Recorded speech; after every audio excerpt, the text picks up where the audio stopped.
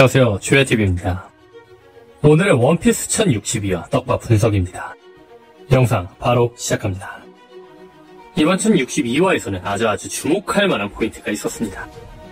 그건 바로 토트랜드의 카카오섬 쇼콜라타운이 완전히 얼어버린 표지로 나왔다는 겁니다.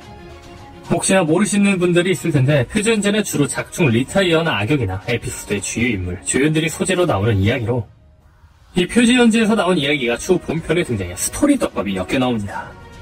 실예로 캡틴 크로의 부선장 장고가 왜 해군이 되었는지, 에이스가 어떻게 검은 수염 티치를 찾게 되었는지, 과인섬에서 홀로 도망친 카리브가 어떻게 와노프니까지 오게 되었는지, 심지어 최근 등장한 소드의 멤버들은 이미 표지연재를 통해 등장하기도 했었죠. 이렇게 여러 떡밥이 진행 중인 표지연재에서 현재 진행 중인 표지연재는 제르마 더블식스의 무감정 해육이라는 에피소드가 진행 중이었죠. 일단 이 표지연재에 대해 잠시 설명을 해보자면, 이 표지연재 스토리의 첫 시작은 홀케이크 아일랜드에서 탈출하는 제르마 군단부터 시작되는데, 이후 저지 레이주 이치디가 성벽에 서 있는 장면이 나옵니다. 제르마 더블식스는 루피 레인 빅몸 해적단으로부터 빠져나올 수 있도록 도와주었고, 이후의 이야기는 나오지 않았었는데, 해당 표지로 보아 이들은 빅몸 해적단으로부터 무사히 빠져나왔던 걸로 보이죠. 다만 이후 표지연재에서 니디와 욘디가 카카오섬 쇼콜라타운의 책으로 박제되는 장면, 니디와 욘디의 회성 속 빅맘이 직접 나서서 이들을 두들겨 패는 장면으로 보아 니디와 욘디는 도망치지 못하고 빅맘에 의해 잡힌 걸로 확인이 되죠. 이후 표지연재에서 과거 상대를 괴롭힌 일 때문에 샬롯 푸딩은 이들의 면상을 가격하고, 둘이 담긴 책은 홀케이크 아일랜드로 옮겨집니다. 이후 둘은 해부당할 위기에 처하는데, 그때 쇼콜라타운의 섭외 망토와 구두 차림의 의문의 2인조가 나타납니다. 그리고 다음 표지연재에서 샬롯 브릴레가 레이주와 이치디가 나타났다고 샬롯 크래커에게 보고하는 장면이 나오고, 다음 표지연재 속 이치디와 레이주에 의한 방화로 책이 불타는 바람에 니디와 욘디가 책에서 탈출하며 극적으로 위기를 모면하고, 이렇게 빈스모크 4남매는 무사히 탈출하게 됩니다. 그러던 와중 다음 표지연재에서 레이주가 홀케이크 아일랜드에 숨어 지내던 시저를 발견하는데, 다음 표지연재에서 레이주와 이치디의 습격 소식을 듣고 달려온 샬롯 카타고리와 샬롯 오븐이 이들을 공격합니다.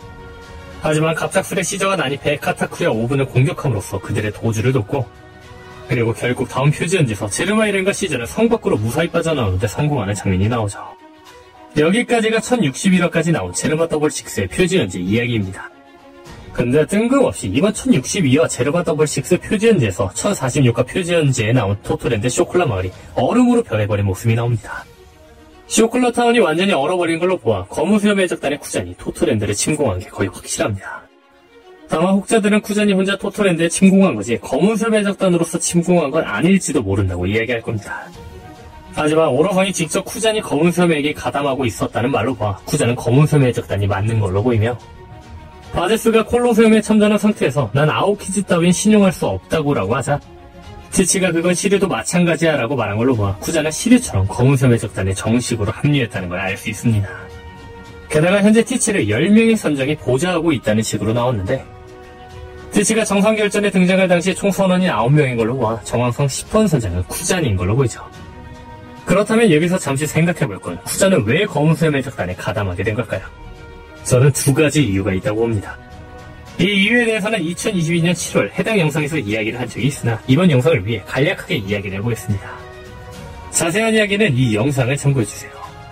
쿠잔이 검은 수염 해적단에 가입한 첫 번째 이유는 정의의 복주를 막기 위해서입니다. 아오키즈의 정의관은 정의를 위해 악을 처단하려다가 또 다른 악으로 변이하는 것을 경계하는 신념입니다. 즉, 쿠잔의 정의는 현재 자신의 정의가 정말 옳은지 다시 한번 되돌아보는 것이며, 정의가 극단적으로 폭주하는 것을 경계하는 것입니다.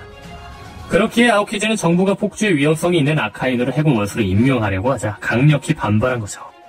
즉, 쿠잔이 검은 수염 해적단에 가입한 이유는 현재 극단적인 정의, 다시 말해 자신들이 정의라고 생각하는 세계 정부의 정의와 반대되기 때문에 그 정의를 막아낼 수 있는 검은 수염 해적단에 들어갔다는 거죠. 물론 현재 검은 수염 해적단이 쿠잔처럼 세계 정부의 정의관을 반대하는지는 알 수 없습니다. 다만 현재 티치의 모토는 지백과 비슷하다고 봅니다. 아시는 분은 아시겠지만 티치는 지백의 행적을 따라하고 있습니다. 현재 티치의 본거지는 지백의 본거지였던 하치노스이며, 티치베의 이름은 지백의 이름이 들어간 샤베로브 지베크로, 뜻 또한 지백의 검이라는 의미입니다. 그렇죠, 티치는 지백의 의지를 따르고 있습니다. 그렇다면 여기서 주목할 건 지백의 의지는 무엇일까입니다. 물론 지백의 의지도 공개되진 않았지만 지백이 세계 정부가 금기시하는 거에 다가왔다고 하는 걸로 보아 지백의 의지 역시 세계 정부가 금기시하는 거대 왕국의 의지처럼 현재 세계 정부와 반대되는 의지로 보입니다. 다시 말해 세계 정부가 경계하는 세계 정부에 반대되는 의지. 사람들을 수탈하며 그들의 피와 눈물로 자신들의 욕심을 채우며 신이라 불리는 천룡인간은 반대로 지백의 의지는 거대 왕국의 의지처럼 사람들이 평등해야 하는 좋은 의지를 갖고 있을 겁니다. 물론 이런 세상을 만드는 방법이 무력으로 누군가를 죽이는 듯이 과격한 방법이겠죠. 그렇죠. 티치의 의지 역시 이와 같을 확률이 높다는 겁니다. 여기서 아오키지가 검은설매적단에 가입한 두 번째 이유가 있습니다. 앞서 말한 것처럼 결과는 모두가 평등하고 따뜻한 세상이지만 티치는 수단과 방법을 가리지 않고 평등한 세계를 만들려고 하는 걸로 보입니다. 다만 아오키지는 이런 수단과 방법을 가리지 않고 세계를 만들려는 티치를 옆에서 억제하기 위해 검은설매적단에 들어간 게 아닐까 싶습니다. 그런 실예가 바제스와 혁명군 사건입니다. 사고에게 당한 바제스는 사부를 몰래 쫓아 드레소로자에서 본거지로 돌아가는 혁명군의 배에 숨어탔습니다. 그리고 혁명군의 승대지선 바르티그를 발견한 바제스는 검은설매적단에게 혁명군 본부의 위치를 알려줬죠. 하지만 혁명군은 검은설매적단이 바르티그로 공격하기 전 무사히 탈출해 이반코프가 다스리는 유아프만 왕국으로 혁명군 총본부 이전을 합니다. 도대체 혁명군은 검은설매적단에게 어떤 피해도 받지 않고 무사히 유아프만 왕국으로 갔을까요? 저는 검은설매적단 소속인 아오키지가 혁명군에 귀띔을 내준 게 아닐까 싶습니다. 즉, 아오키지는 옆에서 정의로운 혁명군을 파괴시키려는 티치의 방법과 수단을 억제시킨 거죠. 그렇다면 혹자들은 이야기할 겁니다. 아오키지의 목적은 천룡인의 정의와 수단의 반대를 위한 목적이라면 혁명군에 들어가는 게 맞지 않냐. 하지만 혁명군의 목적은 세계정부 그 자체의 전복이 아닌 지배로서 군림하며 정부를 부패 타락시키고 있는 천룡인들을 끌어내리는 것입니다. 다만 지백의 의지, 즉 티치의 목적은 세계정부를 전복하여 과거 거대 왕국의 사상과 의지를 위한 나라로 다시 태어나려고 하는 걸로 보입니다.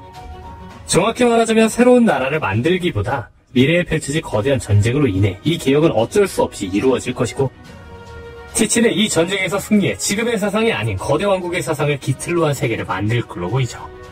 즉, 쿠자는 혁명군보다 티치와 목적이 더 비슷하다는 겁니다. 정리하자면 쿠자는 티치처럼 더 좋은 세상을 만들기 위해 단 극단적으로 치닫을 티치를 막기 위해 검은설매적단에 가입했다는 겁니다. 물론 아직 쿠자니 검은설매적단에 합류한 이유는 오피셜로 밝혀지지는 않았습니다. 다만 분명한 건 쿠자는 검은설매적단이고 쿠자는 검은설매적단으로서 토토론드에 침공한 걸 겁니다. 그렇다면 또 하나 생각해볼 건 검은설매적단이 빅맘이 없는 토토랜드에 침공한다는 떡밥은 이미 존재하고 있다는 겁니다. 관련 영상은 이미 만들어놨으니 못 보실 분들을 위해 간략하게만 이야기하겠습니다. 다만 구간 설정을 해놓을 테니 보신 분들은 스킵하셔도 괜찮습니다. 루피와 티치는 처음부터 대조적으로 등장했던 자들로 이들은 행적 자체도 대조적입니다. 실예로 루피는 칠무의 크로커다일을 쫓아내고 티치는 칠무의 크로커다일을 대신해 들어가죠. 또한 루피는 세계정부의 전쟁을 선포할 때 티치는 세계정부에 합류하죠. 또한 루피는 에이스를 구하기 위해 임펠다운에 잠입하고 티치는 선원들을 모으기 위해 임펠다운에 잠입하죠. 여기서 재밌는 건 이들의 행적은 대조적을 떠나서 서로에게 영향을 끼치는데 드럼왕국에서 티치가 와포르를 도망치게 만들었고 이걸 계기로 초파가 드럼왕국에 살게 되며 루피와 인연을 맺고 동료가 됩니다. 또한 루피가 크로커다일을 물리치며 칠무의 공석이 만들어지고 티치는 칠무회가 될 기회가 생겼죠. 티치는 에이스를 물리치며 칠무회가 되고 루피는 티치에 의해 제압된 에이스를 구하러 임펠다운에 가게 되었습니다.